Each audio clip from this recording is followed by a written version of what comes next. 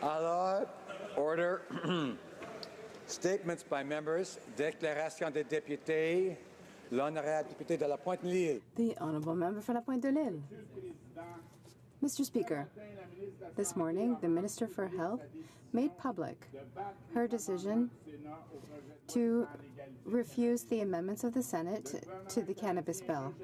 The Canadian government will reject the amendment that will reaffirm that Quebec has full jurisdiction to forbid growing cannabis at home. We would have expected a minimum amount of respect from the federal government. The disappointment we feel is total. Those are not my words, but those of the Attorney General for Quebec, Jean-Marc Fournier. Today, the Canadian government is showing once again that it does not care about Quebec. Once again, the 40 Liberal MPs and the Prime Minister are not respecting Quebec. Once again, the Liberals are showing how inflexible they are. Once again, they are giving us reason to mobilize for independence. This is an affront to Quebec. It's unacceptable for the Bloc Québécois. West. Mr. Speaker, summer is just around the corner, and in Brampton West, that means it's time for a Mount Pleasant Village Market. This farmers market is now in its 4th year and is an opportunity for our community to come together to support local producers, vendors, and budding small businesses. I had the opportunity to visit the market in its 1st year, and the amount it has grown since then is remarkable. The farmers market will run in Mount Pleasant Square every Thursday from 4 p.m. to 8 p.m. throughout the summer, starting June 21st until October the 4th. I'm sure there will be many delicious, locally sourced options at the market to help families in Brampton West make healthier choices. And I encourage all Bramptonians to stop by, meet your neighbors, spend some time with your families, but most importantly, try some tasty treats. Thank you, Mr. Speaker. Hear, hear. The honourable member for Edmonton Riverbend. Mr. Speaker, about 6 years ago, I stood in the Alberta Legislature for the first time to share my story, undergoing a significant level of anxiety, depression, which many young men and young fathers often face. As part of my story, I shared the feelings of being nervous, anxious, depressed, and scared at the prospect of being a new father. Like me, many young men and young dads have this sense of fear, and it's important that men across the country realize that they are not immune to these diagnoses simply because they are men. We are told to be tough, be strong, not cry, toughen up. We are told not to share our feelings and that it's not normal to have feelings of depression. I want young men, young fathers to know that today we can have these feelings. We can talk to someone about them and we can stamp out the stigma. Mental health in young men happens, but it's okay. Each conversation gets us closer to a world where we can rely on each other. Today, our event, Father's Day on the Hill, was another step to give men more courage so that no one suffers in silence. The honourable member for Richmond Hill. Thank you, Mr. Speaker. Today, my colleague from across the aisle, the representative from Edmonton Riverbend, the Mental Health Commission of Canada and I hosted an event commemorating Men's Health Week and Father's Day, highlighting the mental health crisis facing men in our country. In Canada, 80% of those who take their own life are men in real crisis, who are unable to recognize their own struggle, to speak to and confide to those who love them, and to seek the support and treatment that they need. When diagnosing mental illness, we are better equipped and more comfortable identifying the signifiers more commonly presented by women than we are the signifiers of internal struggle by men.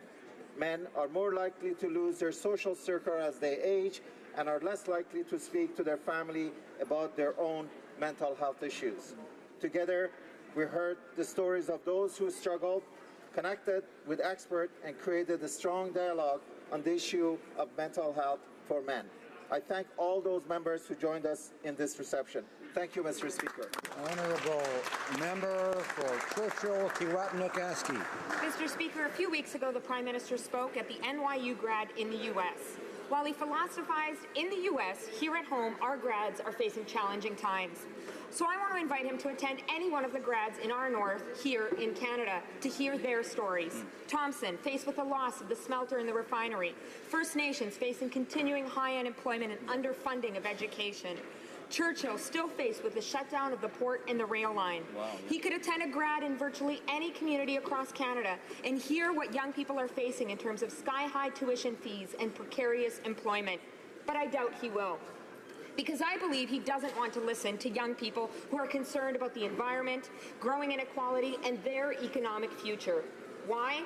Because when it comes to this Prime Minister and his policies, young people are increasingly saying that his Liberal government is not only not part of the solution, but it's increasingly part of the problem. The honourable member for Yukon. Mr. Speaker, in the summer of 1896, three men, Skookum Jim, George Carmax, and Tegas Charlie, found large gold nuggets in the gravel bottom of Bonanza Creek. Their cry of joy started the world's greatest gold rush. Approximately 200,000 men and women from all over the world converged on the Klondike in search of gold, and more than 40,000 of them found it.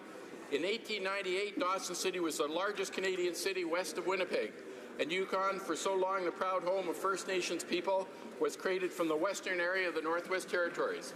On today's date, June 13, 1898, assent was given for the Yukon Act, and 4 years later, in 1902, we sent our first Member of Parliament, James H. Ross, a Liberal. I stand to commemorate the 120th anniversary of the founding of the Yukon Territory. I invite all members and their families to come north this summer to visit the most beautiful riding in the country, to enjoy Yukon hospitality, and bask in the glow of the midnight sun. Thank you, merci, Masi Chogan. Bravo, Yukon! Bravo! The honourable member for Prince Albert. Well, thank you, Mr. Speaker. I would like to take this opportunity to congratulate all the 2018 graduates who have worked tirelessly to achieve this important milestone.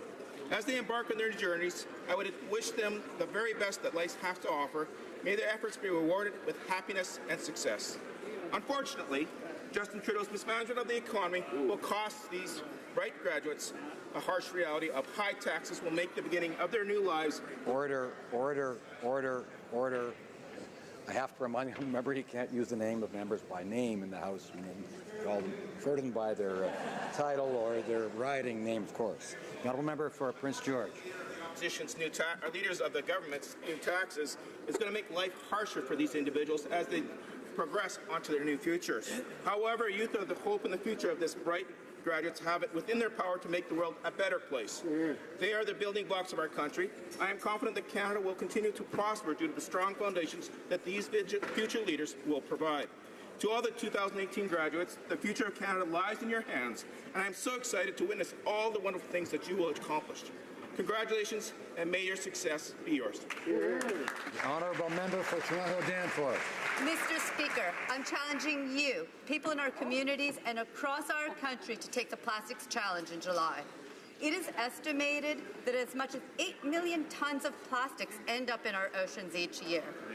This year, we banned microbeads, and Canada championed and endorsed a plastics charter at the G7 summit. But there's a personal element to the solution too. And knowing that only about 10% of plastics get recycled in Canada, we need to reduce, reuse, and recycle. On my website Facebook page, there's a July Plastics Free Challenge sign-up. And I invite people and businesses in my community and across the country to either sign up or start your own July Plastics Free Challenge. This July, use a reusable shopping bag, refuse the plastic straw, or use a reusable bottle. But together, we can end plastics pollution. Thank you, Mr. Speaker. The honourable member for Glengarry Prescott Russell. Mr. Speaker, I'm pleased to rise in the House today to highlight National Blood Donor Week, which runs until June 17th. This year marks the 10th anniversary of this special week. It cannot be overemphasized how blood donation is a vital gesture and how important it is to educate citizens about this issue. To meet the needs of patients this summer, Canadian Blood Services needs 44,000 donors by Canada Day. Au cours de la dernière année, over the last year, 406,000 people gave blood. I want to congratulate them. Half of Canadians will need blood one day or know someone who will. I would therefore like to thank every current and future donor. Thanks to you, thousands of lives are and will be saved. I invite all Canadians, as well as the members present here today who can give blood, to do so. Thank you. Honourable Member for Calgary Rocky Ridge. Mr. Speaker, as we prepare to rise for the summer, I thought I'd take a moment to review this government's 2018 performance to date. The year began with the government's odious summer jobs attestation and quickly proceeded to its refusal to recognize the coming Trans Mountain crisis. Then the Prime Minister went to India with a convicted terrorist and tried to blame the Indian government. The Environment Minister tabled a regulatory bill that industry says will kill all future resource development. The Finance Minister tabled a budget that continues to rack up promise-breaking deficits, implement a carbon tax, and refuse to answer questions about either. Throw in a couple of new ethics investigations, an electoral reform bill designed to help third-party proxies for the Liberals, capital flight, the Trans Mountain buyout debacle, chaos on our borders, more red tape for gun owners, a justice bill that helps criminals, and a $7 billion slush fund. And I'm sure that members on the government side are ready for a summer break, but with a session like this, so are Canadians. The Honourable Member for Dartmouth-Cole Harbour. Mr. Speaker, our government believes in Atlantic Canada. We are 32 members strong, working together for our region. Just last week, the Centre for Ocean Ventures and Entrepreneurship, known as COVE, officially launched in my riding of Dartmouth-Cole Harbour. COVE is an incredible facility for applied innovation in the ocean sector. Mr. Speaker, it's the only hub like it in the entire world. Startups, small and medium-sized enterprises, larger firms, and post-secondary expertise, all under one roof in Dartmouth, developing ocean technology.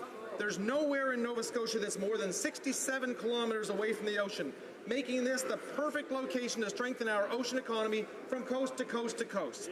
And I am proud that our government invested $7.2 million in COVE, partnering with the province of Nova Scotia and Irving Shipbuilding. When we work together, we always achieve more. Congratulations to everyone who made COVE possible.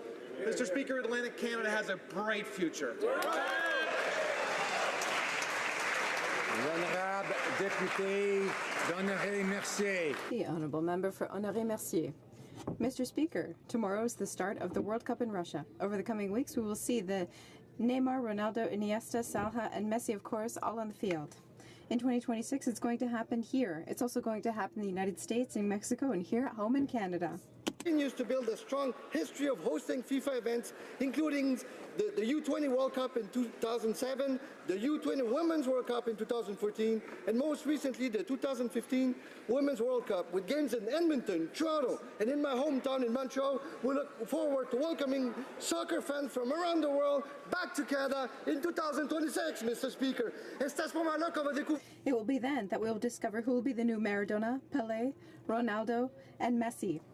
And our government will keep supporting our athletes, because it might be a young person from here, Ottawa, Vancouver, Quebec, or Moncton, who will capture the crowd's imagination.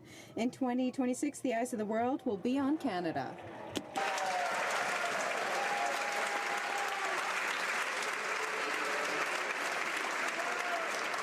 The Honourable Member for Red Deer-Lacombe. Okay.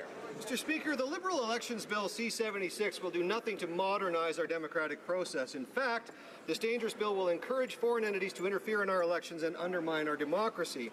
Other countries have seen the consequence of foreign interference in elections. It would be naive to presume that Canada is immune. In fact, reports indicate that foreign third parties spent millions of dollars in the 2015 federal election.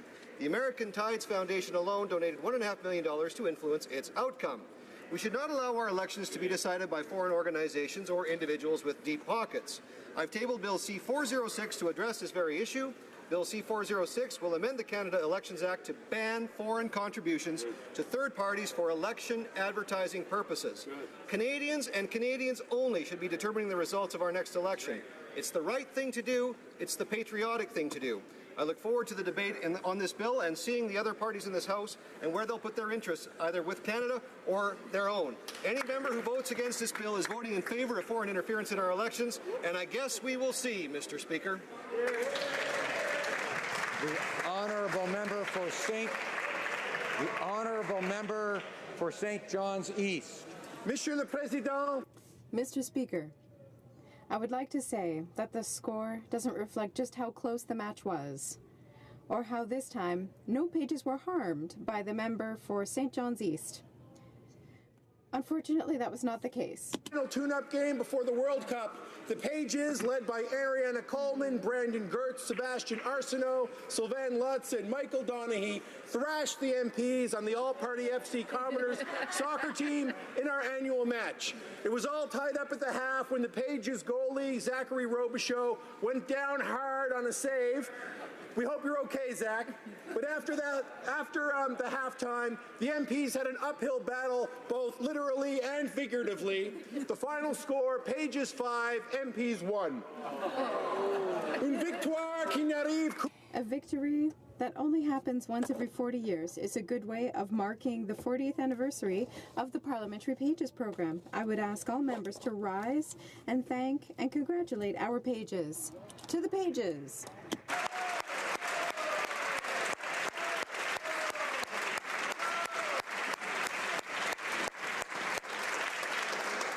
Here.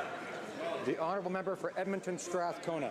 Mr. Speaker, violence against women and children is recognized nationally and internationally as a significant barrier to gender equality and to women's human rights and fundamental freedoms. I wish today to recognize the dedication of those serving in Canada's shelters for women and children. In 2017, Alberta shelters provided refuge and support for over 10,000 women and children fleeing violence. A key barrier to effective action against domestic violence has been failed coordination and consistent responses by community, police, and government.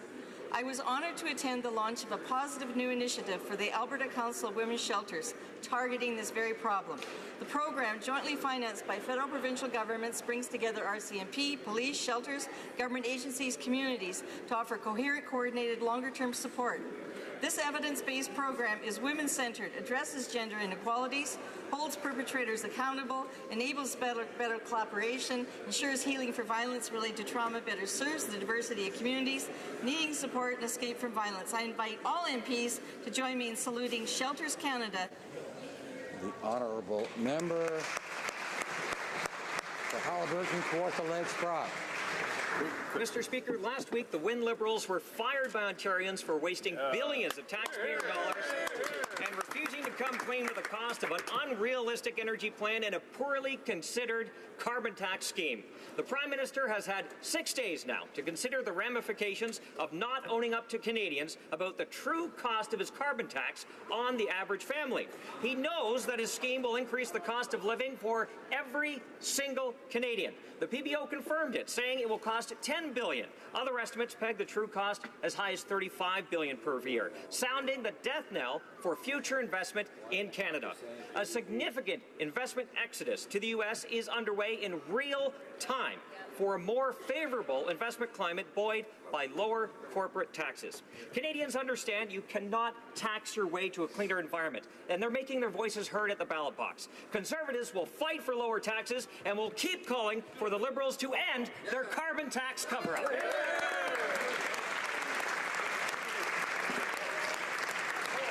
L'Honorable Député de Gatineau. The Honourable Member for Gatineau. Mr. Speaker, I'm pleased to rise today in this place in honor of Public Service Week. As Member for Gatineau, I have had the opportunity to represent a very large number of public servants.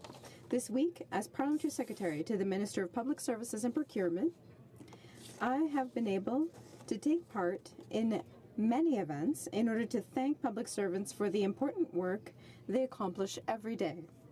Public servants play an essential role due to their knowledge and exceptional expertise in everyday operations of every federal department and agency. We see every day the commitment and devotion with which they work. On this side, we believe in government and we respect the work done by our public servants. We see how committed and devoted they are in order to have a positive impact on the lives of all Canadian men and women. Once again, I would like to wish everyone a good Public Service Week.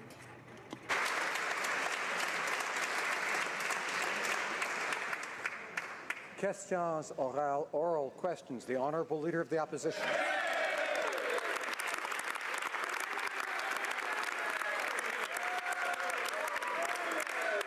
Mr. Speaker, more and more Canadians are understanding that the Prime Minister's carbon tax will not make a significant difference to global emissions. But what it will do is increase the cost of living, making everything more expensive, especially the cost to fuel their cars. Now, I think even the Prime Minister understands this because he's going to great lengths to hide the information from Canadians. He still, after weeks and months, refuses to tell Canadians the true cost of his carbon tax. Will the Prime Minister finally do the right thing today and end the carbon tax cover-up and tell Canadians how much it will cost them? Honourable Prime Minister. Mr. Speaker, I look forward to answering that question and subsequent questions, but I do want to take a moment right now to directly and personally thank the Leader of the Opposition, indeed all Opposition MPs, and indeed all Canadians for standing together in this moment of difficulties in our relationship with the United States. How we will continue to work together beyond partisan differences on standing up for Canadian workers, on standing up for Canadian interests is something beyond partisanship, and I thank the member opposite and all members in this House and across Canada for their solidarity on this issue. The Honourable Leader of the Opposition. Mr. Speaker, I thank the Prime Minister for his sentiments, and I can commit to him that Conservatives will always support efforts to keep markets open, keep borders open, and protect Canadian jobs and their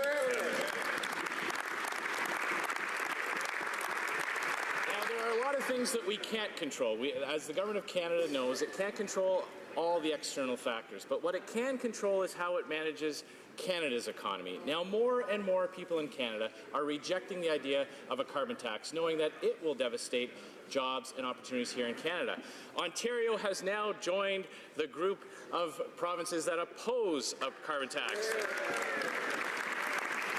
The Prime Minister's coalition for his carbon tax is unraveling. Will he finally come clean with how much the cost will be for Canadian families? Right Honourable Prime Minister. Mr. Speaker, after 10 years of the Harper Conservatives not doing anything on the environment, Conservatives show that they still don't get it. While our plan to put a price on carbon pollution will reduce emissions and drive innovation at the same time, the Conservatives double down on the failed Stephen Harper approach. In 2015, Canadians told Conservatives that the Harper approach was wrong, but now it's obvious that, as usual, Conservatives haven't been listening. We will continue to invest in clean growth to ensure a prosperous future for all our kids right across the country. The Honourable Leader of the Opposition. Order. Liberals aren't listening. Liberals aren't listening to the fact that the people of Ontario rejected Kathleen Wynne's approach that damaged the economy and did nothing to reduce emissions. Now, this Prime Minister is following the exact same playbook that Ontario has rejected. Saskatchewan opposes the carbon tax, and soon Alberta will join the fight against it. If the Prime Minister is so sure that Canadians will support his carbon tax, why can't he just tell them how much it will cost? Right Honourable Prime Minister. Mr. Speaker, to follow on the same thinking as the member opposite, let me highlight that Canadians rejected 2.5 years ago the Stephen Harper approach on the economy and the environment. Not only for 10 years did they do nothing to protect the environment, but they also didn't have much in the way of economic growth to show for it. So on top of demonstrating that we understand that the environment and the economy go together, we have created economic growth in our country, the best in the G7 last year, 600,000 new jobs, the lowest unemployment rate in a generation. These are the choices that we've made for Canadians.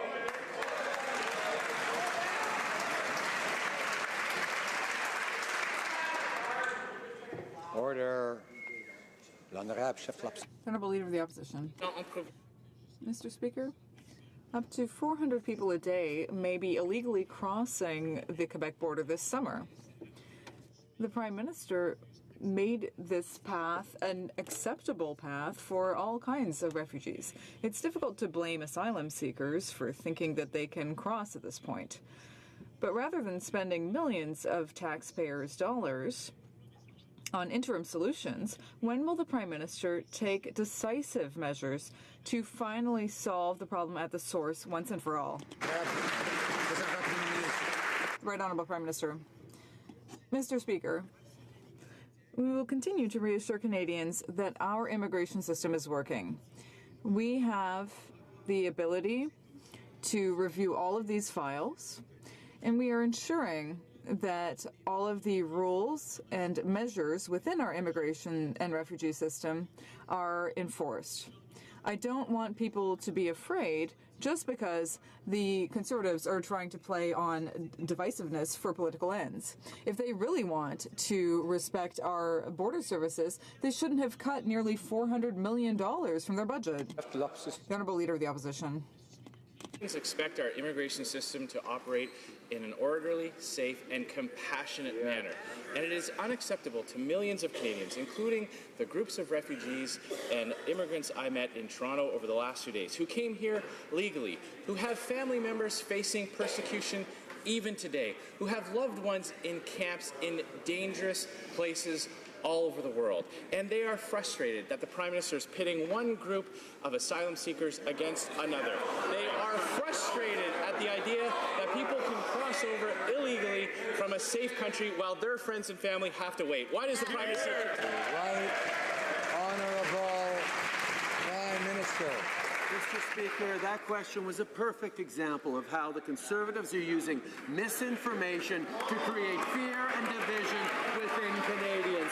Pitting groups of Canadians against one another is entirely irresponsible. On this side of the House, we are committed to a compassionate asylum system, all the while ensuring that only those who should be in Canada are allowed to stay. In contrast, that Conservative government cut $390 million from the CBSA and cut refugee health care. They created massive backlogs and processing delays, which we are still working to fix.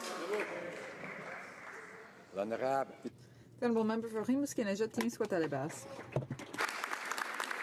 Mr. Speaker, the Crown failed to meaningfully consult in relation to title, governance rights, and use rights. Instead, it dodged, deferred, and delegated. These are the words of Upper Nicola Band Council Ellen Sigurdsson. This is the same Upper Nicola Band which wants to build the largest solar energy project in British Columbia. For a climate leader, the choice between green energy and buying a pipeline should be obvious. A leader in reconciliation with Indigenous peoples should respect and empower First Nations and their choices. Why can't the Prime Minister do either? Right Honourable Prime Minister. Mr. Speaker, we understand the importance of listening to all voices when it comes to major projects. We know there are a variety of opinions, including within Indigenous communities. Some oppose this project, while others strongly support it. While the NDP only listens to those who share their opinion, we ensure that all voices are respected and heard. We completed the deepest consultations with rights holders ever on a major project in this country, and we established a co-developed monitoring committee with Indigenous communities, including a representation from the Nicola Band. We have listened, and we will continue to listen. Said the government did not listen. Laissez-moi répéter, Monsieur le Président. Allow me to repeat, Mr. Speaker. The Upper Nicola First Nation had harsh words for the government. The Crown did not significantly consult us about property rights, governance, or use. Rather, they dodged, deferred, and delegated. The Upper Nicola community wants to build the biggest solar energy project in BC. We're talking about a project that could light 5,000 houses, but instead the government wants to impose a pipeline that they don't want. How can this Prime Minister, who claims to be a climate leader and a leader on reconciliation, act this way? Right Honourable Prime Minister. Mr. Speaker, we understand how important it is to listen to all voices. We know there are a variety of opinions, including within First Nations communities. Some are in favour of this project and others are not. While the NDP only listens to those who share their opinion, we respect and listen to all voices. We have conducted some of the vastest consultations ever led among rights holders, and set up a committee that Indigenous peoples participate in, including Upper Nicola. We listened and will continue to do so. The Honourable Member for Rosemont Petite Patrie. According to a study from Cambridge University, there will be a significant drop in demand for world oil, which will burst the oil bubble. That's planned for between now and 2050. All of a sudden, oil infrastructure will not be worth anything. And what is the Prime Minister doing? He's buying an old pipeline with $4.5 billion of our money. What timing, what vision of the future.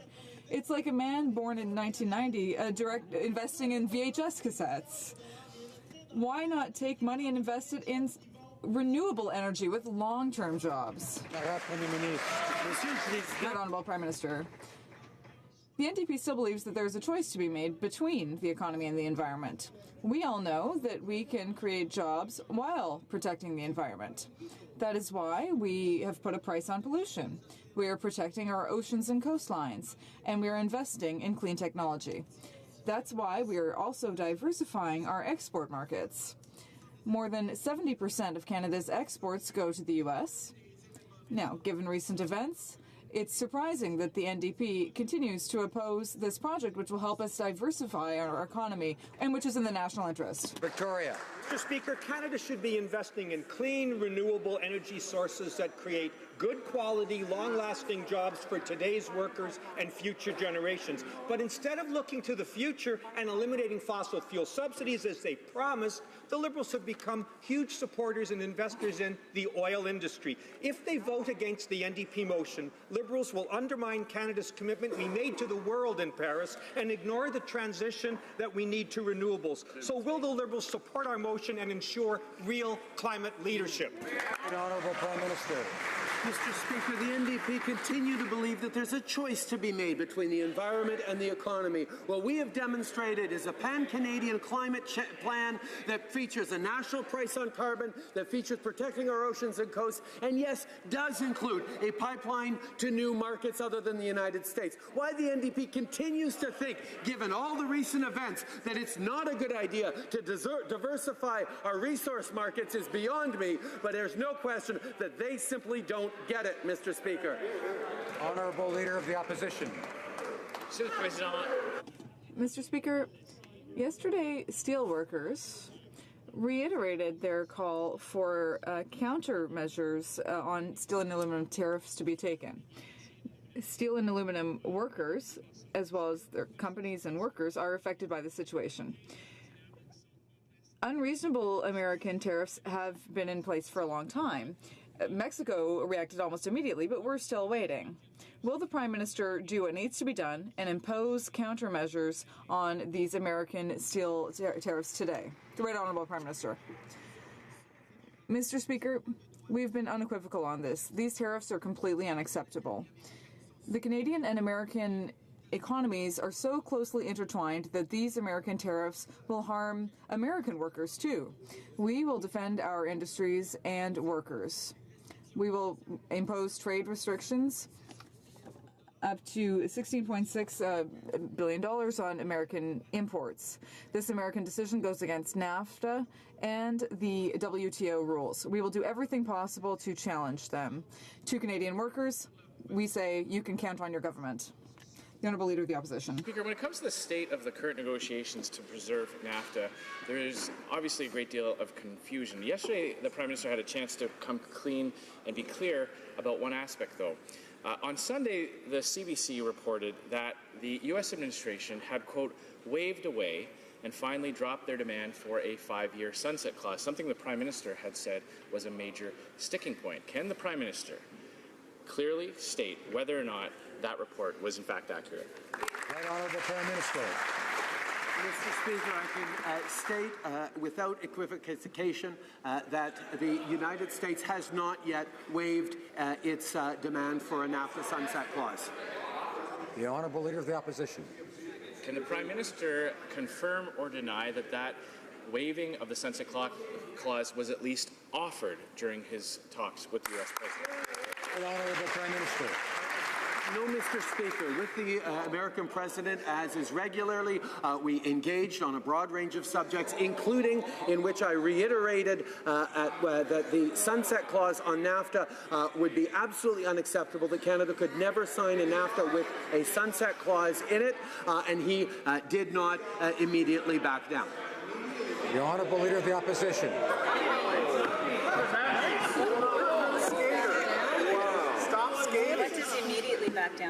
Well, Mr. Speaker, we all know that a protracted trade disruption will have a devastating impact on Canada's economy, workers, and their family. But there are a lot of things that a government could do to protect Canada's economy. We knew that the U.S. administration would have a new relationship with Canada as soon as the U.S. election was over. Yet, in last spring's budget, the Prime Minister failed to have a single contingency plan set aside in the budget, and that is with an $18 billion deficit. In addition, they've been dragging their feet on implementing the TPP. The TPP could open up new markets and diversify our trading relationship. Why has the Prime Minister waited so long to implement TPP? Honourable Prime Minister. Mr. Speaker, I have to admit, I'm going to return to the previous question because I want everyone to be very, very clear on this. And I don't know exactly where the Conservatives are going with it, but I'm going to give them the benefit of the doubt.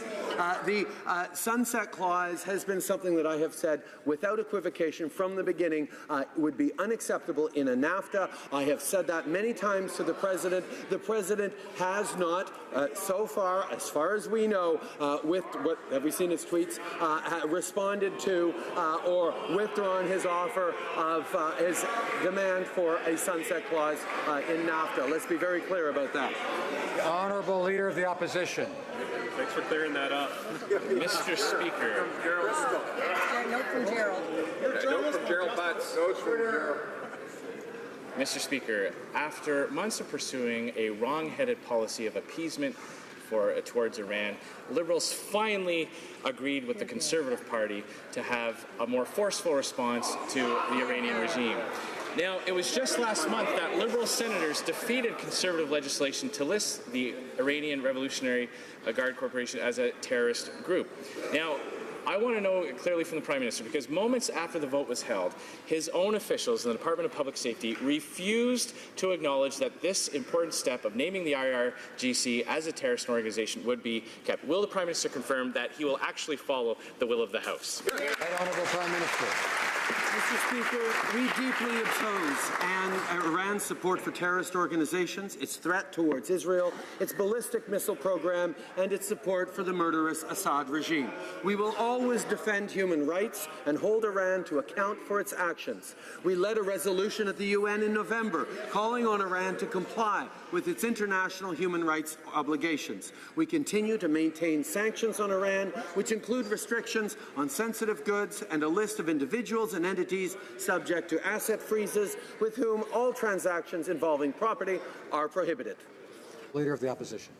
You still can't answer the simple question about following the will of the House as voted here just this week.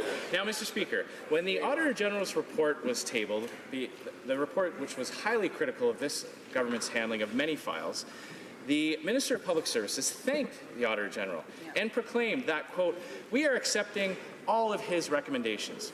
However, yesterday, the Prime Minister's very own Clerk of the Privy Council dismissed the Auditor General's recent report, calling it, quote, "an opinion piece." So, which is it? Does the Prime Minister share the views of his minister or his senior civil servant? In other words, does he accept the Auditor General's report that his own government... Honourable Prime Minister. Mr. Speaker, we are lucky to have a world-class public service which just last year was recognized as the most effective in the world. We're working to change the culture in the public service following 10 years of Conservative government which muzzled scientists, used tax dollars for partisan advertising, and made irresponsible and ideologically driven cuts. We were given a mandate to restore a culture of respect for and within Canada's nonpartisan public service and to instill a culture of experimentation, evidence-based policy, and implementation. We will continue to work towards achieving that objective, and as the head of the public service said, there's still more work to do. Honourable Member for Vancouver East. Just 2 days after the purchase of the Kinder Morgan pipeline, the company received a letter from the government stating that they had committed 4 offences. They had gone months without filing mandatory monitoring reports with the government and the First Nations, and they exceeded safe underwater noise limits during expansion, endangering marine wildlife.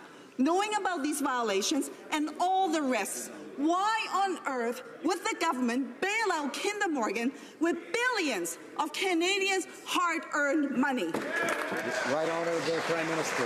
Mr. Speaker, the Conservatives failed to secure access to markets other than the United States for Canadian resources for over 10 years. This failure is costing $15 billion a year to Canadians. The NDP believes that this enormous cost should continue to apply to Canadians every single year. It is critically important that we diversify our export markets, all the while making historical investments to protect our environment.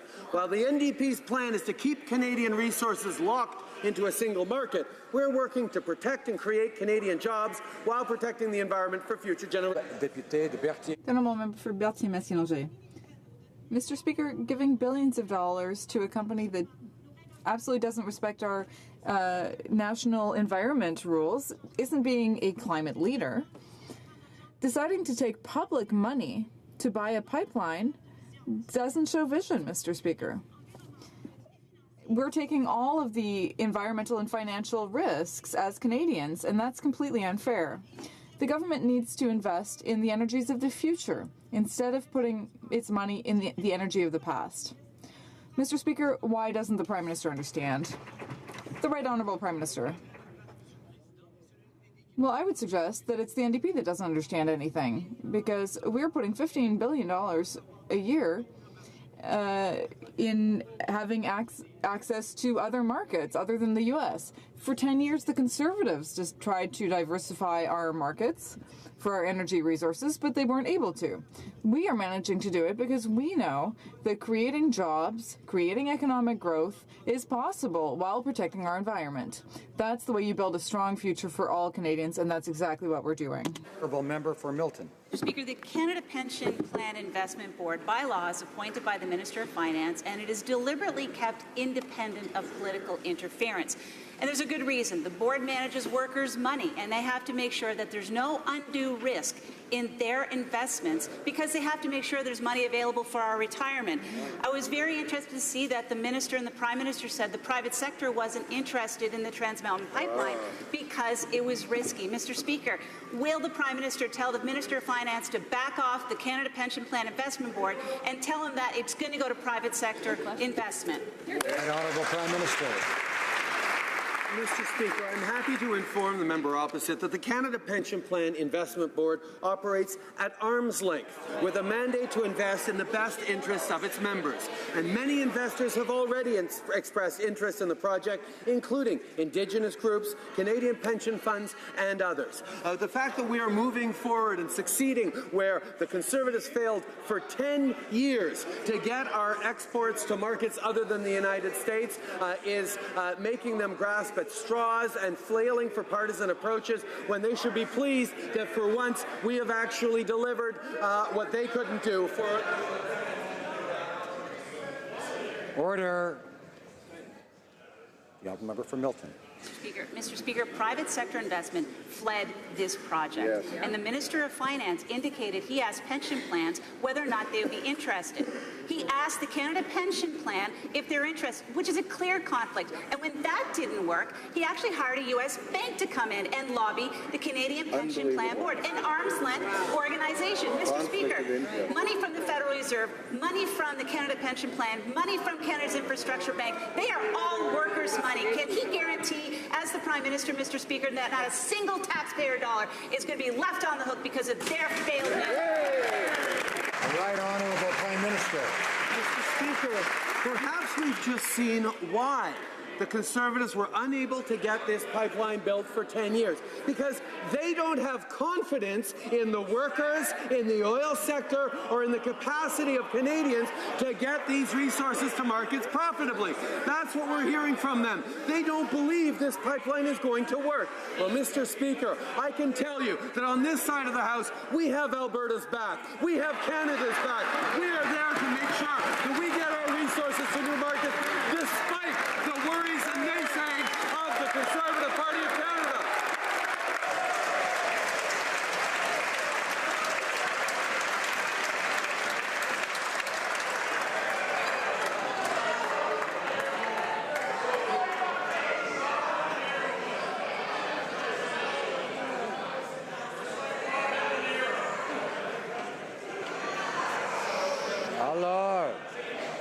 Order.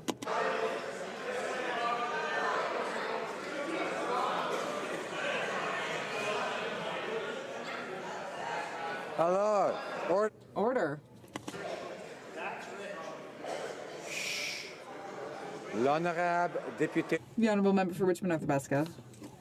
Mr. Speaker, yesterday the Quebec National Assembly adopted its bill on cannabis regulation, a maximum of 150 grams per household, zero tolerance for impaired driving, and a ban on growing non-medicinal marijuana for personal use. So, my question for the Prime Minister is simple. Will he finally respect provincial jurisdiction and let Quebec and all of the provinces in Canada, as well as the First Nations, to pass their own laws on this issue? Right Honourable Prime Minister. Mr. Speaker, I'm very happy to say that all across the country and in all jurisdictions, we have to change the current system, which does not protect our children and which leaves billions of dollars every year in the hands of organized criminals. We are replacing this by a better system that will control and regulate the sale of marijuana. We consulted with experts, we worked very hard, and we listened to what the experts had to say, and we decided and strongly believe that the best way to protect Canadians and youth in our communities is by these measures. Honourable Member for Richmond Athabasca. Mr. Speaker, this government never listened to experts, not health experts or police officers, business owners or municipalities or First Nations or even the senators who did incredible work for hours and hours. And now the provinces have asked for more time and they're simply asking for their jurisdiction to be respected. So I will repeat my very simple question. Will the Prime Minister respect the provinces all across Canada, as well as First Nations, and respect their jurisdiction to allow them not to allow home growing? The Right Honourable Prime Minister. Mr. Speaker, I'm very happy to say that we always respect the provinces and First Nations. We respect the work that they do.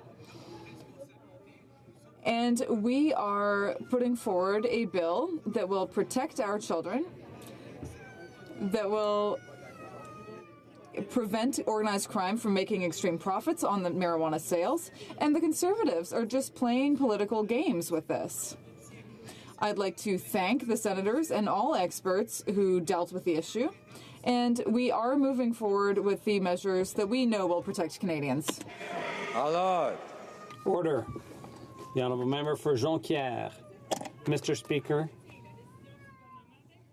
the government has decided to retaliate against the American tariffs, and we support that decision, but last year the White House imposed a surtax on our softwood lumber, and all the government offered was a very timid support package.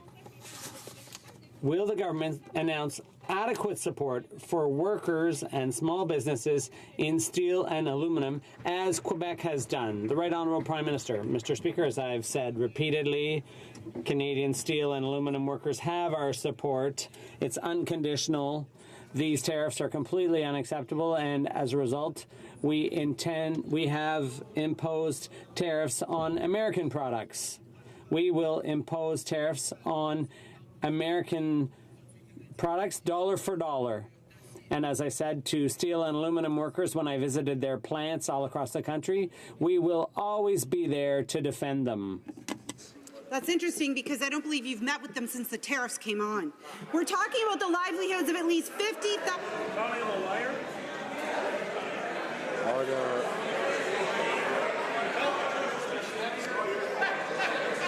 Order. Members are asking if I've met with somebody. I know the member knows that Order must direct her comments to the chair, and I'll ask her to do that. Well, Mr. Speaker, the workers know that the Liberals have not yet met with them since these tariffs went on. We're talking about livelihoods of at least 50,000 workers employed directly by the steel and aluminum industries and all those who depend on them. Trump's tariffs have already started affecting the lives of workers and communities who simply cannot wait for support from their government. The government says they were prepared for the worst-case scenario. If that's true, then why isn't the government telling workers what their plan is to protect Canadian jobs? Where is the plan? Honourable Prime Minister. Minister. Mr. Speaker, within hours of the U.S. government imposing these new tariffs on steel and aluminum, we had a clear response worth $16.6 billion on steel, on aluminum, and other products that are coming into Canada from the United States. We have been working on contingency plans, and I can tell you, Mr. Speaker, and all Canadians, that we will be there to support and stand with our aluminum and steel workers. That's what I told them across the country when I was visiting with them. That's what I continue to tell them as I speak to them across the country through their leadership and the media. Honourable member for Brossard-Saint-Lambert. Canada's international assistance on the most vulnerable, especially on women and girls, is not just about words or simple rebranding. It takes commitments and concrete actions. Le Premier ministre pourrait-il informer la Chambre des avancées? Could the Prime Minister inform this House of progress made in this area at the G7 summit, including on the rights of women and girls to education? The Right Honourable Prime Minister. I'd like to thank the member for Brossard-Saint-Lambert for her work on gender equality. All should have equal access to quality education. In Charlevoix, we announced a plan of $3.8 billion to improve access to education, high-quality education for girls and women. This is the biggest investment in history for women and girls' education. It will have a real impact for women and girls all around the world. Honourable member for Carleton. Yes, my question is about the carbon tax cover-up. The Fraser Institute calculates that this Prime Minister has raised income tax on 81% of middle-class families, on average by $800 per family. PBO says this new carbon tax will axe $10 billion from our GDP, but Finance Canada, because of this government, is blacking out the cost to the average Canadian family. Will he end the carbon tax cover-up and tell us how much it will cost Canadians? Honourable Prime Minister. Mr. Speaker, let me begin by reminding the member opposite that not only was the first thing we did lowering taxes for the middle class and raising them for the wealthiest 1%, but that member actually voted against those measures to lower taxes on the middle class. In regards to pricing of carbon pollution, I can highlight that 86% of our economy already has a price on carbon pollution in their jurisdictions, and we will continue to work to make sure there's fairness across the country as we move forward on protecting our environment for future generations and spurring innovation and growth of jobs in our economy. Honourable member for Carleton. Well, Canadians are used to Liberals making a promise and then breaking it. This Prime Minister actually makes a promise after he's already broken it. He says that he would not raise taxes on middle-class families. We now know from the Fraser Institute's calculation, an institute which he has cited in his remarks today, that he has raised taxes on 81% of middle-class families, and that's before this new carbon tax. How much will that new tax cost the average Canadian family? Right Honourable Prime Minister. Mr. Speaker, I'm used to the member opposite completely misinterpreting my statements, but now he's misinterpreting and misreading the Fraser Institute's reports. We have lowered taxes on the middle class. It was, in fact, the very first thing we did, and we raised them on the wealthiest 1%. On top of that, we delivered a Canada Child benefit that delivered more money to 9 out of 10 Canadian families with tax-free money every month to help with the cost of groceries and school supplies. Unfortunately, Mr. Speaker, both of those initiatives are things that the Conservatives voted against. Honourable member for Carleton. He accuses me of misrepresenting the Fraser Institute's report? Wait now. That's interesting because the authors of that report have actually taken to the newspapers with an op-ed saying that he has misrepresented their research. And I will be happy to send him over that op-ed. They calculate that he raised taxes on 80% of middle-class families. How much more will those same families have to pay with his new carbon tax? Right Honourable Prime Minister. Mr. Speaker, for 10 years, the Conservatives showed low growth, because they favored boutiques tax cuts for wealthy Canadians who might vote for them instead of helping the middle class and those working hard to join it. That's why Canadians made a better choice in 2015 and put their trust in a Liberal government that lowered taxes for the middle class, raised them on the wealthiest 1%, is delivering a Canada Child Benefit that helps 9 out of 10 Canadian families, and stop sending the child benefit checks to millionaires that the Conservatives were so attached to. Mr. Speaker, we've created the strongest growth in the G7 for 2017, and we're going. Honourable member for Carleton. He calls them boutique tax credits for the wealthy. He says that any family that used the public transit tax credit to take the bus is too wealthy. He says that any dad or mom who used the children's fitness tax credit to put their kids in hockey is too wealthy. He says that any family that wanted to use income splitting to have a stay-at-home dad is too wealthy. Isn't that just a little bit rich from a trust fund prime minister who lives in a tax-funded mansion?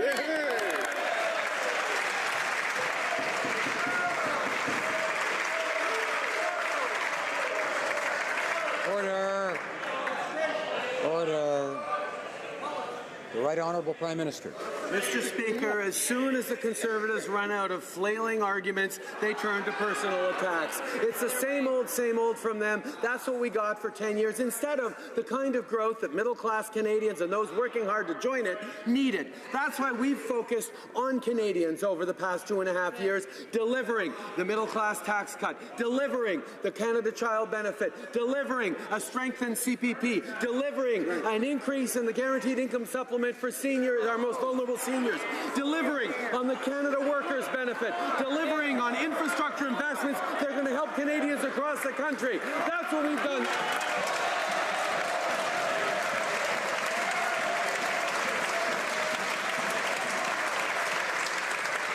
The Honourable Member for Nanaimo Ladysmith. Order.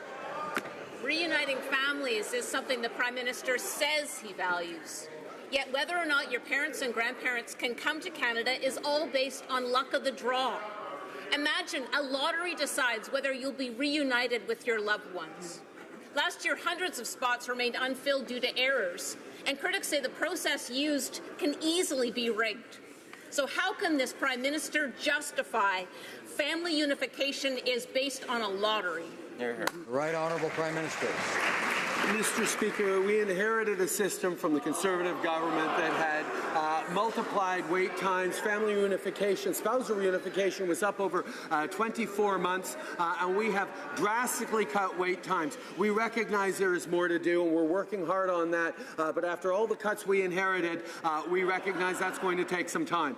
We continue to invest in our immigration system. We understand that family reunification, that opportunities for integration, that a compassionate and fair immigration system that continues to be rigorously applied is important to all Canadians, and that's what we're delivering. Honourable Member for Elmwood Transcona. Thank you very much, Mr. Speaker. Last fall, the Liberals promised to establish visa-free access to Canada for Ukrainians, but yesterday, visiting MPs from Ukraine confirmed that those talks have stalled out. Considering the situation with Russia, it's more important than ever to solidify our relations with Ukraine. Access to the EU, and that Canada already has a trade agreement with Ukraine. People want to know what exactly it is the Liberals are waiting for. So when will the government finally get a deal done to ensure visa-free access for Ukrainians to Canada? Honourable Prime Minister. Mr. Speaker, Canada continues to be a strong and steadfast friend to Ukraine, whether it's standing up for the illegal Russian annexation of, against the illegal Russian annexation of Crimea or their interference in the Donbass, whether it's working with our troops in Ukraine to continue to train Ukrainian forces, whether it's signing and moving forward with a Canada-Ukraine trade deal, whether it's continuing to look for closening the trade ties between our countries.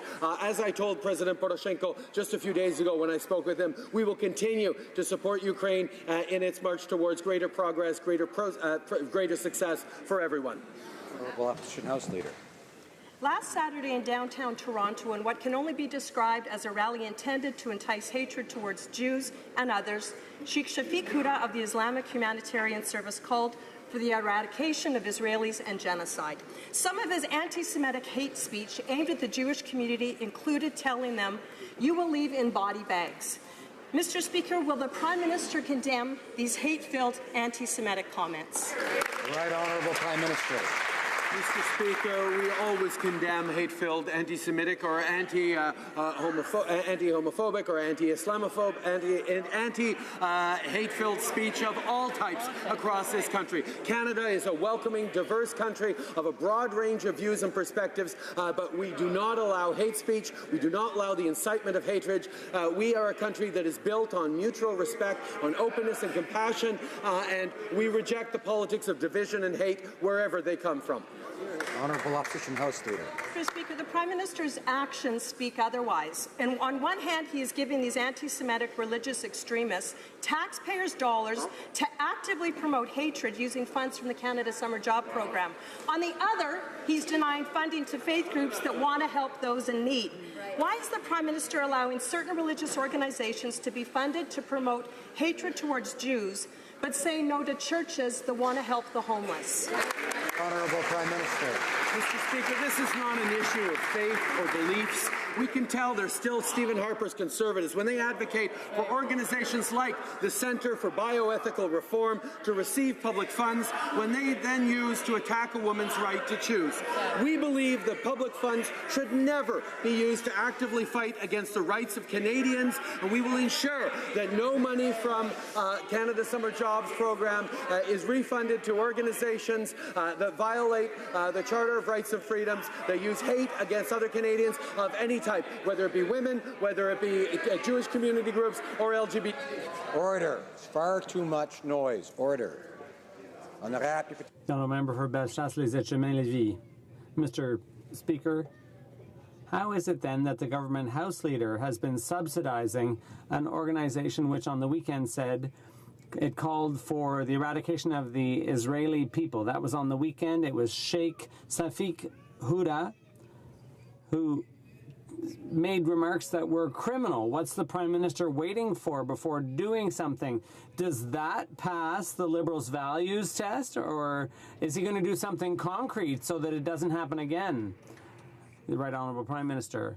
We condemn those remarks unequivocally. It's unacceptable in Canadian society. We're an open, tolerant society, but we do not accept hate speech that incites violence. That's our position. It always has been. The politics of division and fear are something that we're against, and we will always stand up against them.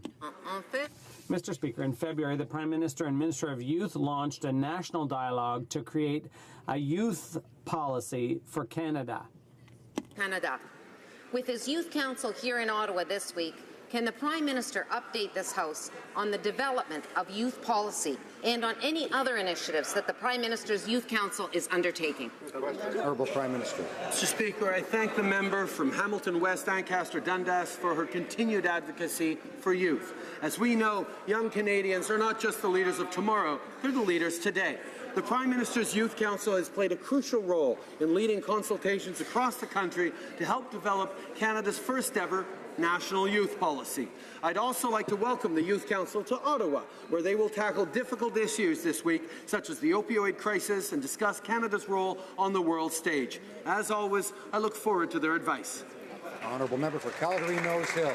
Prime Minister lifted the visa requirement on Romania, knowing that high numbers of false asylum claims and incidences of organized crimes would be a risk with doing so. Indeed, in the 5 months since making this ill-advised decision, well over 1,000 asylum claims have been filed, and the CBSA has now said that, quote, the lifting of the visa requirement has precipitated a noticeable increase of the activities of Romanian-based organized crime groups targeting Canada. Will the Prime Minister keep Canada safe and reinstate the visa requirement on Romania? Right Honourable Prime Minister. Mr. Speaker, we continue to work with the Romanian government to ensure that our system works. We're in discussions with them right now to look at ways of ensuring that organized crime and others are not using and abusing Canada's immigration system. This is something that we take very seriously. I thank the member opposite for bringing forward this question, and I'm pleased to tell her that we are very much engaged exactly on this issue. The Honourable Member for Sherbrooke. Mr. Speaker, the Mont Mégantic Observatory is crucial for the development of science in the world and in Canada. But the Liberals keep providing funding last minute and short term. This causes a lot of anguish for the team and the scientific community. The Liberals had promised stable funding for the observatory. So are we seeing another Liberal broken promise here? Is the Prime Minister going to wait for the observatory to close before he does something? The Right Honourable Prime Minister. Mr. Speaker, we're proud that in Budget 2018 we invested historic amounts in science and research across the country. We understand how important it is to invest in science, especially after 10 years of neglect from the Conservatives. It's essential for our well-being. We recognize the value of the work done by the Mont Mégantic Observatory, and we are continuing our work with them to make sure that everything keeps operating in the future. Mr. Speaker, Canadians want to know that the food they eat is safe, especially in a world where the complexity of food production has created significant new risks and challenges to food safety. These issues to simultaneously make our food safer while also providing more trade opportunities for businesses. Can the Right Honourable Prime Minister please update this House as to today's announcement to the Safe Food for Canadians regulation? Right Honourable Prime Minister. I'd like to thank the member for Glengarry Prescott Russell for his hard work on behalf of Canadian farmers. We announced the publication of the Safe Food for Canadians regulations, which will alleviate the burden for companies and open the market. New markets. We have taken steps to reduce delays in removing dangerous foods from the marketplace, and we encourage industry to continue to innovate and be leaders in the world. The honourable member for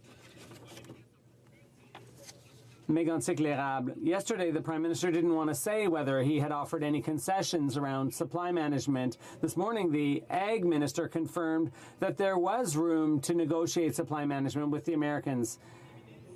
In the Prime Minister's world, is it normal to say one thing to the U.S. and something different here? The same Prime Minister was in Saguenay. Is he going to tell the truth? Yes or no? Did he or did he not offer concessions around supply management to the Americans? The Right Honourable Prime Minister.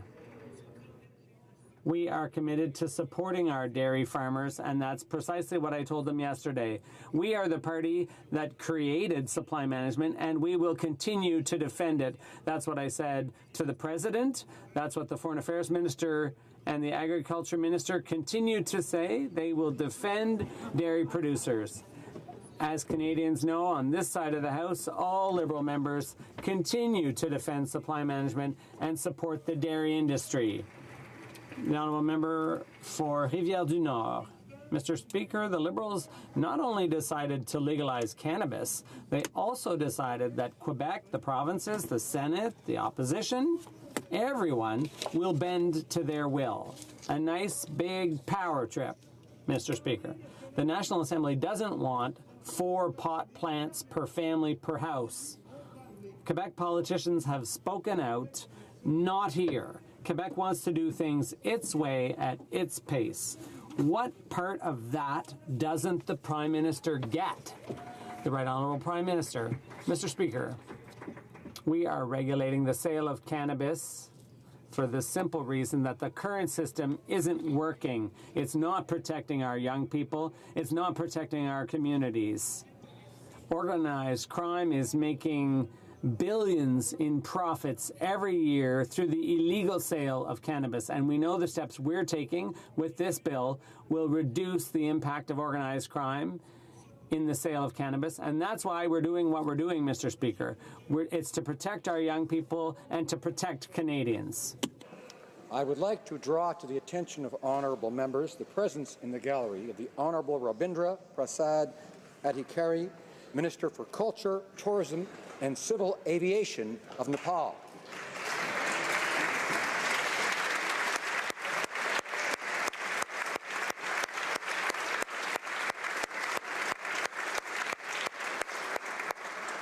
The honourable member for Calgary Nose Hills, rising on a point of order.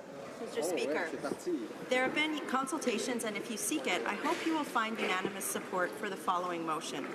That the House call on the government to increase the ratio of highly persecuted LGBT refugees that Canada welcomes as part of its humanitarian immigration streams, particularly from countries where they face extreme persecution such as Iran, and make the Rainbow Refugee Assistance Program a regular, ongoing program with multi-year funding.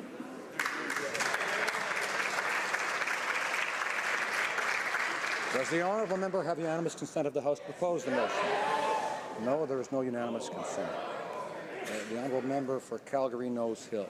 Allowed to ask the Prime Minister why his party voted against that motion. I think the member knows the answer. The honourable member for Carleton is rising on a point of order. Yes, Mr. Speaker, I believe if you seek it, you will find unanimous consent for me to table the following document. It reads, Charles Lamon and Hugh McIntyre, the co-authors of the Fraser Institute study, Measuring the